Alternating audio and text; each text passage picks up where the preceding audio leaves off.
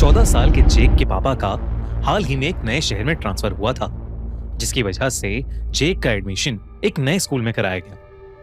पर जेक नए लोगों से बात करने में झिझकता था, जिसकी वजह से नए स्कूल में उसके दोस्त नहीं बन पा रहे थे।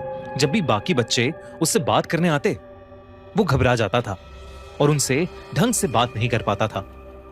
इस वजह से वो बाकी स्टूडेंट्स को भी बहुत अजीब सा लगने लगा था। धीरे धीरे सब बच्चे उसको भोंदू और लूजर कहकर उसका मजाक उड़ाने लगे और उसे बहुत ज्यादा तंग भी करने लगे। जेक को अपना नया स्कूल बिल्कुल भी पसंद नहीं आ रहा था और वो और भी ज्यादा चुपचाप रहने लगा था। जैसे ही क्लासेस ओवर होती थीं और फ्री पीरियड या ब्रेक शुरू होता था, तो वो स्टेयर्स से ऊपर जाकर 4th फ्लोर वाले स्कूल वॉशरूम में छिप जाता था। वो 4th फ्लोर वाला बाथरूम थोड़ा टूटा हुआ पुराना सा था, इसलिए वहां कभी कोई आता नहीं था। पर एक दिन लंच ब्रेक में जब वो बाथरूम में बैठकर चुप कर रो रहा था, तभी उसे बाथरूम में किसी के घुसने की आवाज आई और वो और भी ज्यादा डरने लगा, क्योंकि उसे लग रहा था कि उसके क्लास के बदमाश बच्चे उसे ढूंढते हुए वहां आ गए हैं। जेक ने घबराते हुए बाथरूम के केबिन के नीचे से झांका तो उसे किसी के फटे पुराने जूते और किसी आदमी के पैर दिख रहे थे। बाहर जो कोई भी था, ऐसा लग रहा था कि जैसे वो गुस्से में गुर्रा रहा हो। जेक बेहद घबरा चुका था। उसे समझ नहीं आ रहा था कि वो क्या करे। तभी स्कूल के लंच ब्रेक ओवर होने की बेल बजी। जेक ने बहुत हिम्मत करके दरवाजा खोला तो उसने देखा कि बाहर कोई भी नहीं है। पर जैसे ही जेक की नजर बाथरूम में लगे मिरर पर पड़ी, उसकी रूह कांप गई। शीशे में उसे दिख रहा था कि उसके पीछे कोट पैंट पहने एक बूढ़ा सा आदमी खड़ा है, एक बहुत ही अजीब ढंग से देखता हुआ मुस्कुरा रहा है। लेकिन असल में जेक के पीछे कोई नहीं था। जेक ये देखकर बहुत ज्यादा डर गया और बहुत तेजी से बाथरूम से बाहर भागा और सीधा क्लास में जाकर बैठ गया और उसी घबराहट में दिन खत्म होने का इंतजार करता रहा। जब स्कूल ओवर हुआ तो जेक स्कूल के बाहर अपने पापा का वेट कर रहा था और तब उसे फिर से वो बूढ़ा आदमी दिखा।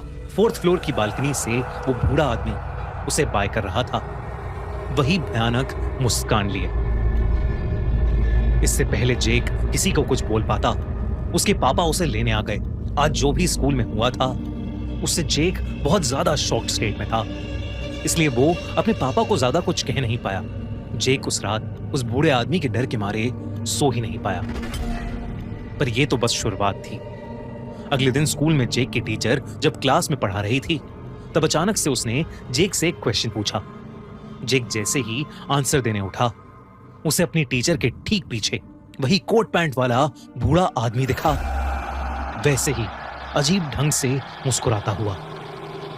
जेक उसे देखते ही जोर से चिल्लाने लगा, मैम, आपके पीछे कोई है मैम, मैम। और वो आदमी वहां से गायब हो गया।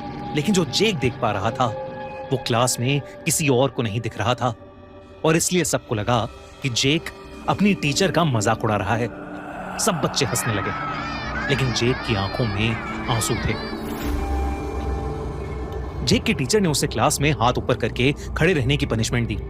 सब बच्चे जेक पर हंस रहे थे।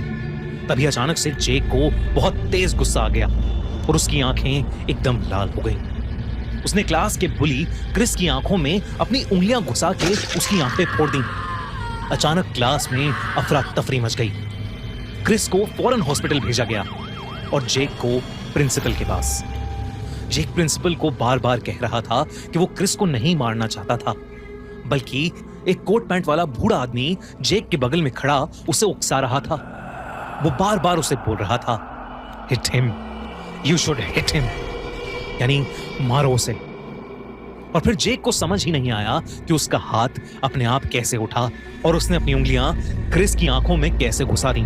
लेकिन प्रिंसिपल ने उसकी एक नहीं मानी और उसके पापा को भी फोन करके स्कूल में अर्जेंटली आने को कहा। जेक बार बार प्रिंसिपल से रिक्वेस्ट कर रहा था, लेकिन वो प्रिंसिपल उसे डांटे जा रही थी। तभी अचानक से जेक ने प्रिंसिपल का ही गला पकड़ लिया और उसका गला दबाने लगा, इतनी तेज कि प्रिंसिपल के मुंह से आवाज ही नहीं निकल रही थी। प्रिंसिपल ने अपनी टेबल पर रखी बेल को बार बार बजाया और तब प्रिंसिपल का असिस्टेंट भागता हुआ अंदर आया। उसने किसी तरह जेक को रोका और पीछे धक्का दिया।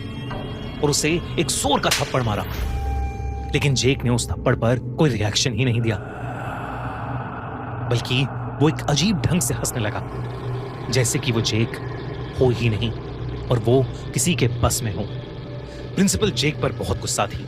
उन्होंने जेक को एक स्टोर रूम में बंद कर दिया और एक पीएन को उस रूम के बाहर खड़ा कर दिया और फिर जेक के पापा के वापस आने का इंतजार करने लगी। कुछ ही देर में उसके पापा स्कूल पहुंचे और प्रिंसिपल सब कुछ उसके पापा को बता ही रही थी कि अचानक उन्होंने स्टोर रूम से एक जोर का धम सुना। जब वो लोग उस स्टोर रूम में पहुंचे तो उनके होश उड़ गए। स्टोर रूम का दरवाजा टूटा पड़ा था और पीएन वहां पर चोटिल हालत में गिरा पड़ा था। उसने उंगलियों से सीढ़ियों की तरफ इशारा किया तो प्रिंसिपल और जेक के पापा जल्दी से उस तरफ भागे। उधर जेक उस बूढ़े आदमी के पीछे पीछे 4th फ्लोर वाले बाथरूम में चला गया था। ऐसा लग रहा था कि जैसे जेक अब पूरी तरह से उस आदमी के वश में है। जेक के पापा जैसे ही भागे भागे ऊपर गए, उन्होंने देखा कि कोई जेक को उस 4th फ्लोर वाले बाथरूम के मिरर के अंदर खींच रहा है और जेक का आधा शरीर उस शीशे के अंदर है। ये देखकर उनका दिल दहल गया। वो जल्दी से भागे और उन्होंने पूरा जोर लगाकर जेक को वापस खींचा। जेक बेहोश था। उसके पूरे शरीर पर कई सारी चोटें लगी हुई थीं। उसे जल्दी से जल्दी हॉस्पिटल लेकर जाया गया। जेक ने अपने साथ हुआ पूरा किस्सा शुरू से आखिर तक बताया। उसने कहा कि वो कोट पैंट वाला आदमी उसे अपने साथ उस मिरर के पार अपनी दुनिया में ले जाना चाहता था। तब स्कूल प्रिंसिपल के असिस्टेंट ने बताया कि करीब 2 साल पहले इस स्कूल में एक प्रिंसिपल रॉजर थे। वो हमेशा बच्चों को बहुत प्यार से रखते थे, लेकिन उस समय एक एक करके स्कूल के सबसे मासूम बच्चे गायब होने लगे थे और तब पता चला कि प्रिंसिपल रॉजर स्कूल बाथरूम में उन छोटे छोटे बच्चों को ले जाकर उन्हें मार देते हैं और उनका मांस खाते हैं। एक ऐसे ही रोज पुलिस ने 4th फ्लोर के बाथरूम में प्रिंसिपल रॉजर को रंगे हाथों पकड़ा और मार डाला। तब से वो 4th फ्लोर का बाथरूम बंद पड़ा था और कोई उसे यूज नहीं करता था। प्रिंसिपल के असिस्टेंट ने कहा कि अभी हाल ही में उन्होंने 4th फ्लोर का बाथरूम ओपन किया था क्योंकि उसमें उन्हें रेनोवेशन का काम कराना था, लेकिन उन्होंने ये कभी नहीं सोचा था कि प्रिंसिपल रॉजर की आत्मा उस बाथरूम में कैद थी और वो इतनी खूंखार थी। उस इंसिडेंट के बाद पूरे 4th फ्लोर की क्लेंजिंग कराई गई और उस बाथरूम को हमेशा हमेशा के लिए बंद कर दिया गया। आज भी उस स्कूल में 4th फ्लोर पर कोई नहीं जाता। जेक के पापा ने उसका स्कूल ही चेंज करवा दिया, लेकिन जेक अपने साथ हुआ ये इंसिडेंट शायद ही कभी भूल पाएगा।